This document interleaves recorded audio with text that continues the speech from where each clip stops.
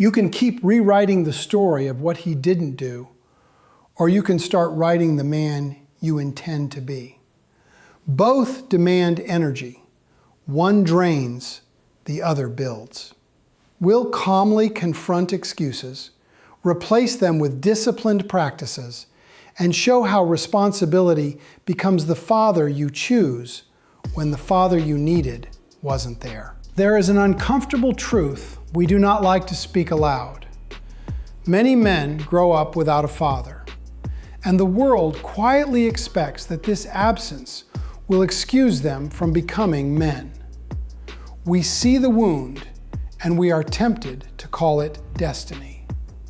But a wound is not a map.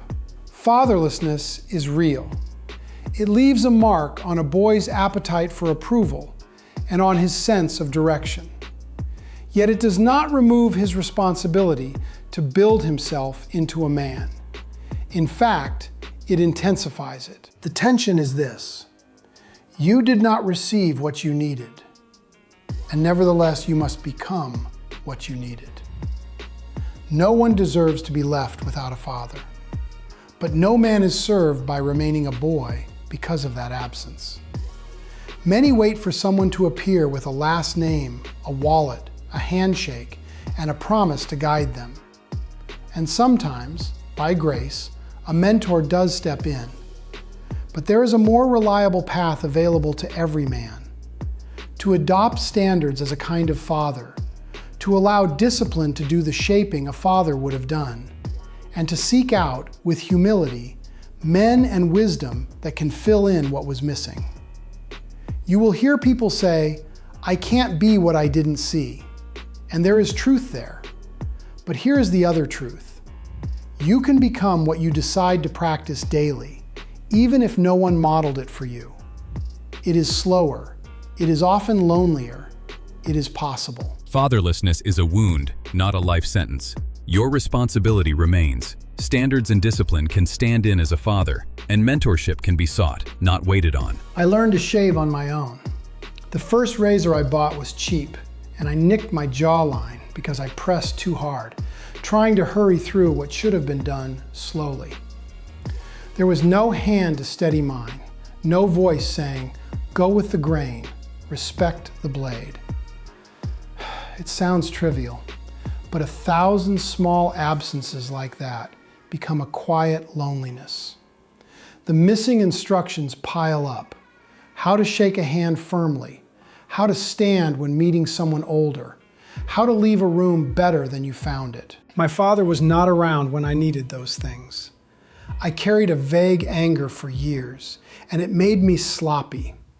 At my first real job, I was late more than I was on time. I drifted.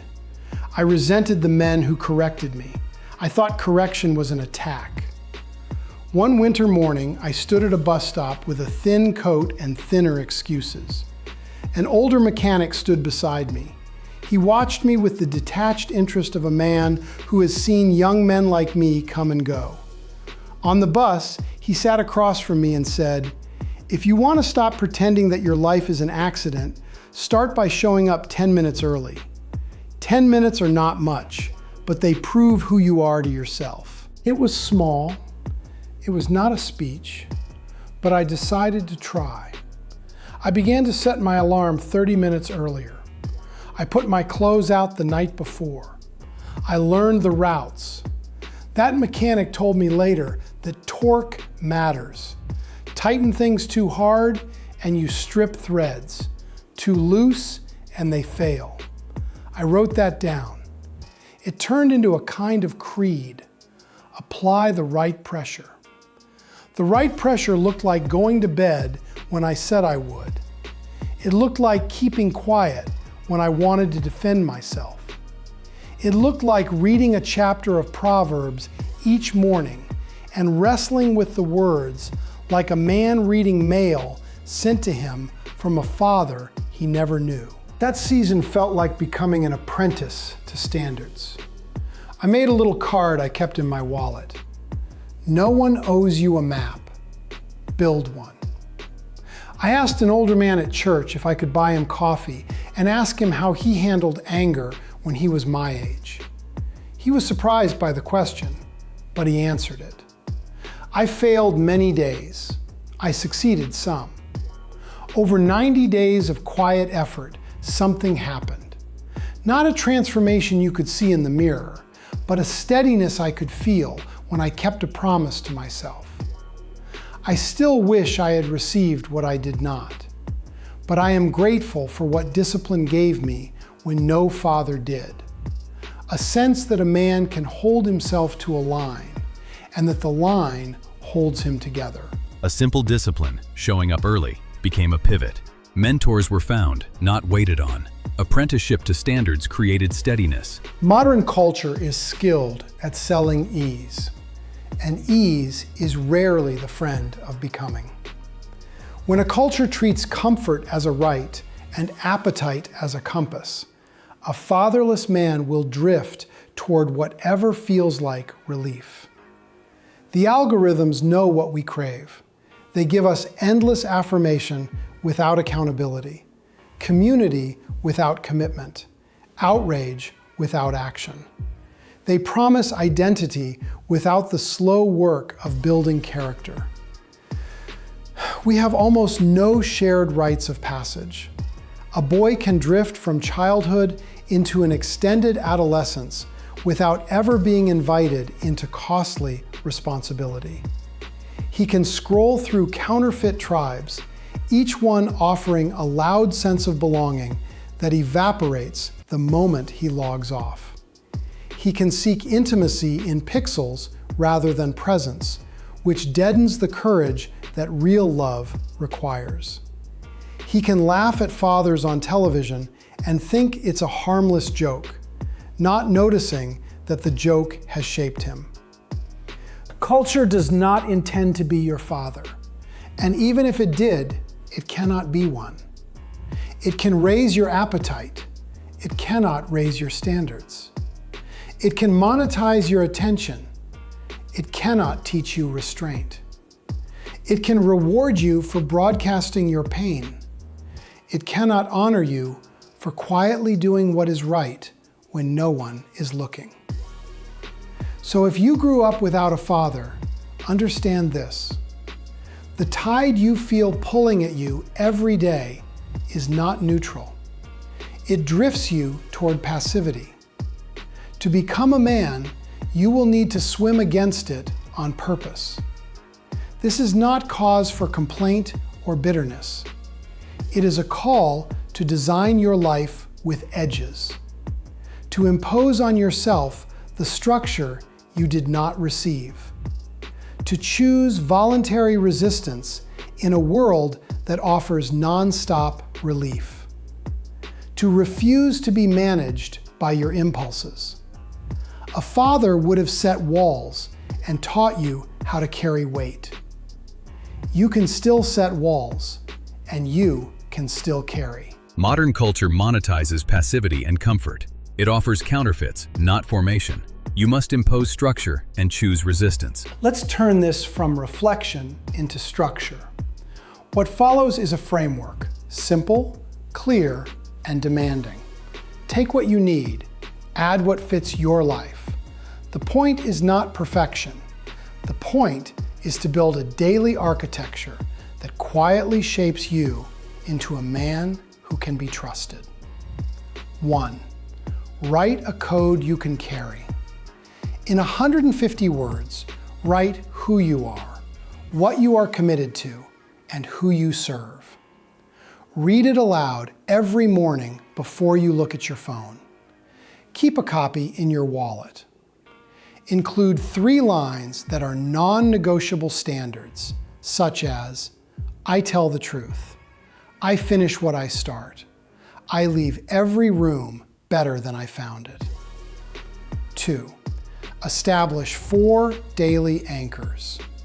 Wake, same time every day, no snooze.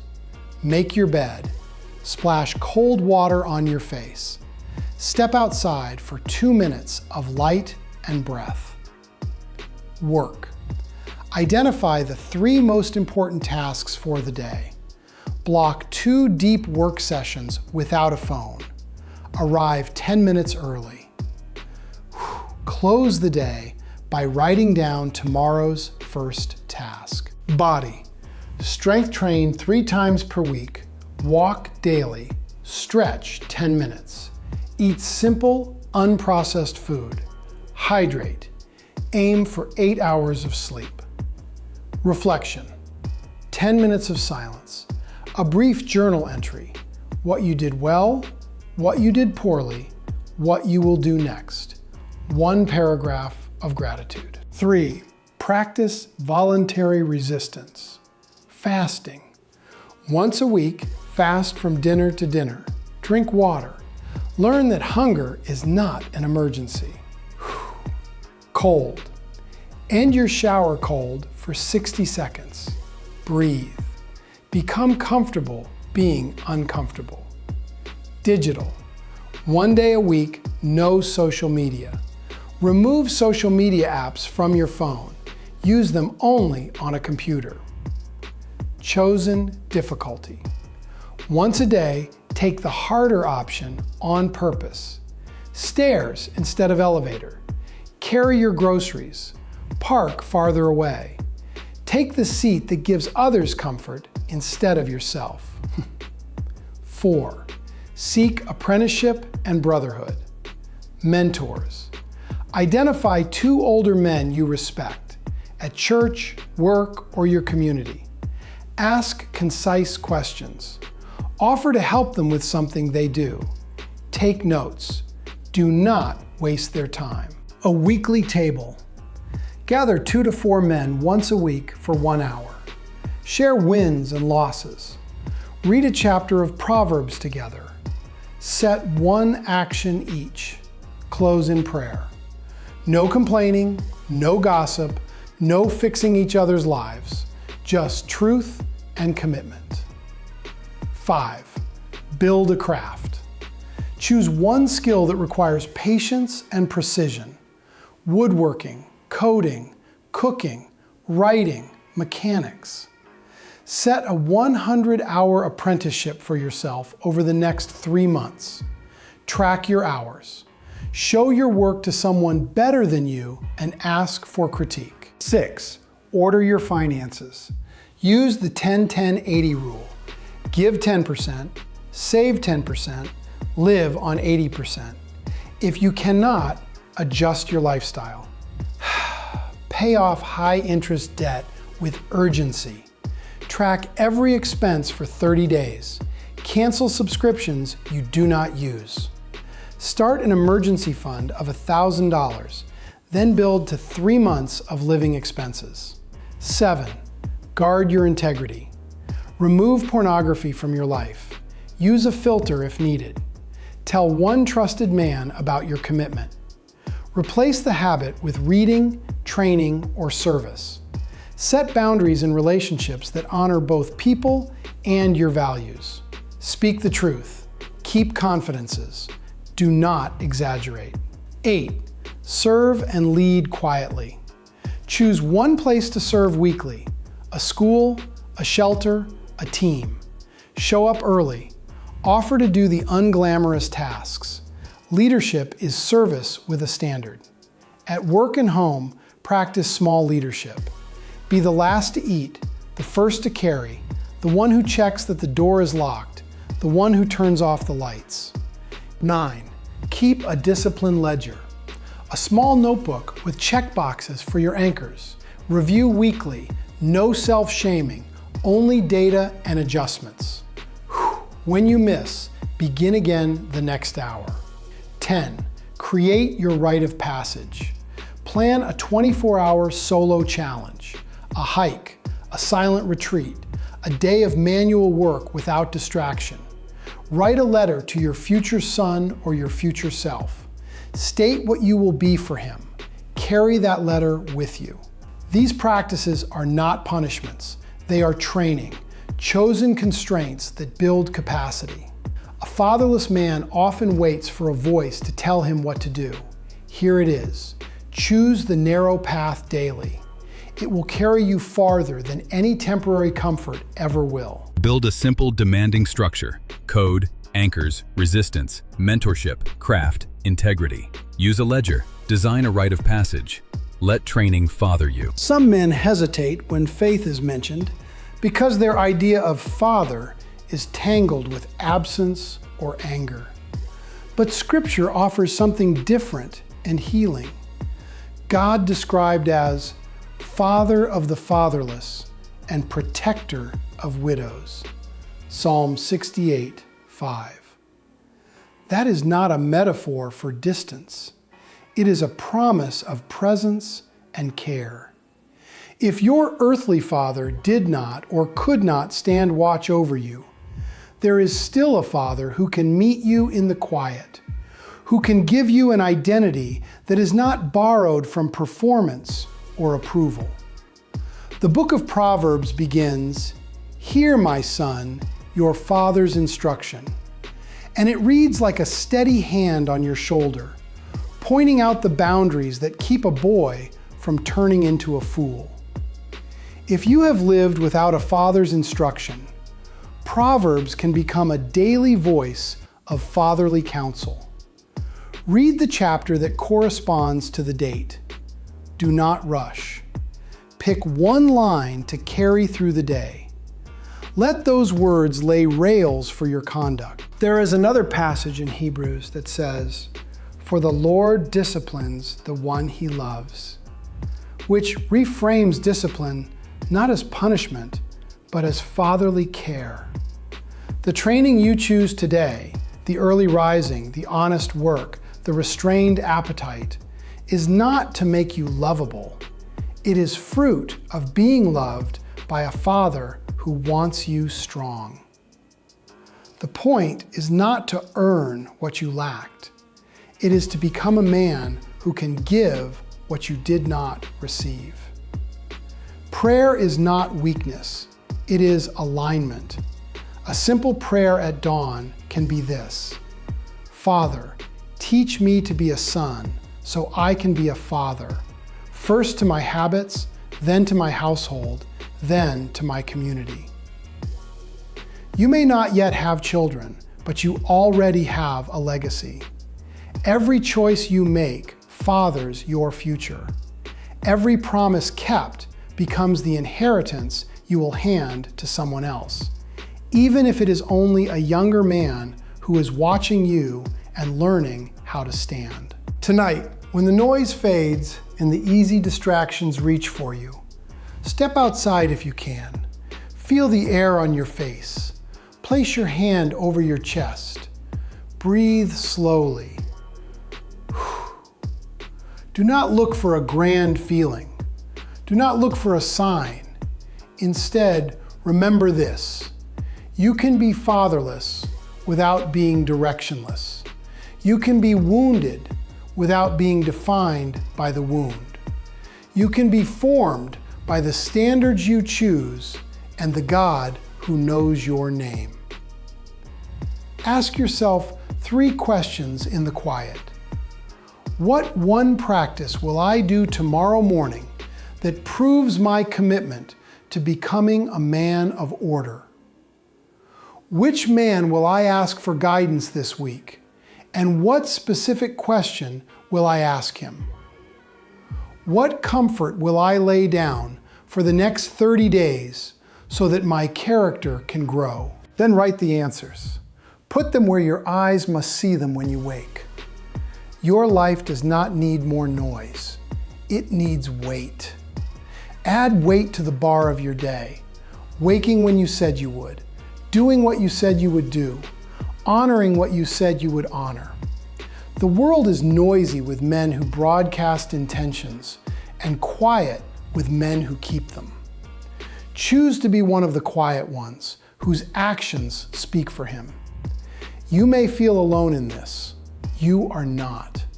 Even now, there are men everywhere choosing the same path, assembling their day around anchors, building their craft with patience, carrying their households with dignity, opening scripture at dawn, and refusing the easy path.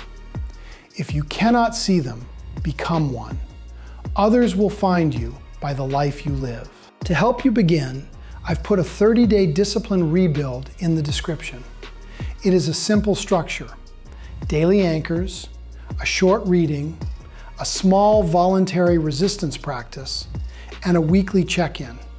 No hype, no speeches, just a clear plan to help you reestablish momentum. If you've been drifting, this will give you rails. If you've already built momentum, this will sharpen it. Choose to begin. Not with a declaration shouted into the void, but with a quiet morning alarm, a made bed, a clear desk, a page of Proverbs, and the first honest task of the day. Step by step, you will become the man you needed.